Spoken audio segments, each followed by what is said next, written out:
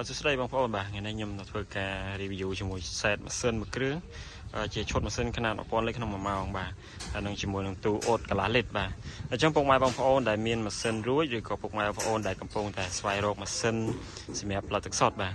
អញ្ចឹងយើងប្រើ set នេះទៅគឺល្អមែនតើដោយសារតែវាមានជាមួយនឹងទូអូតកន្លះលីត្រទៀតវាពលឿនក្នុងការងារពុកម៉ែបងប្អូនបាទទូនេះហើយនឹងម៉ាស៊ីនទឹកសុទ្ធនេះបាទគឺ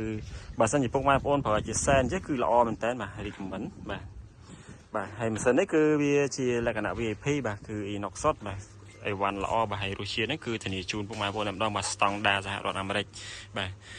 ហើយខាងនេះគឺយើងតម្លៃនៅក្នុងស្រុកខ្មែរផ្ទាល់បាទគឺធានាជូនបាទហើយមុននឹងការចេញអីវ៉ាន់គឺយើងមានការតេស្តជូនបាទមានការធានាជូនគ្រប់ set ម៉ាស៊ីនទាំងអស់បាទជាធម្មតាម៉ាស៊ីនយើងមានតែ set ទឹកសុទ្ធចេះទេបាទ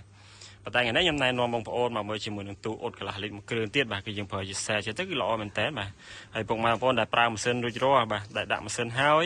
អត់ទាន់មានទូមួយនេះគឺក៏អាចកំងបានដែរបាទយើងធ្វើរយៈពេល3ថ្ងៃអីគឺយើងអាចធ្វើហើយហើយបាទចឹងពុកម៉ែបងប្អូនដែលប្រើប្រាស់ម៉ាស៊ីនខាងក្រុមហ៊ុននីត្រាបាទសិនជាមានតែមើលការគ្រឿងបន្លាស់ក៏យើងមានការផ្គត់ផ្គង់ជូនពុកម៉ែបងប្អូនដែរបាទទាំងតែមទាំងគ្រឿងបន្លាស់ម៉ូទ័រហើយនឹងប្រព័ន្ធភ្លើងផ្សេងបាទសម្រាប់ទូអូតនេះក៏អញ្ចឹងដែរដូចគ្នាបាទចឹងពុកម៉ែបងប្អូនបើសិនជាមានតម្រូវការចង់បានម៉ាស៊ីនដែលមានគុណភាពល្អបាទទឹកឆ្ងាញ់ដាក់ទៅដំណើរការមានការធានាមានជាងដែលមានជំនាញច្បាស់លាស់តាក់ទងជាមួយនឹងការប្រឹក្សាចម្ងល់ពុកម៉ែបងប្អូនអាចសិក្សាជាមួយខាងយើងខ្ញុំបានបាទ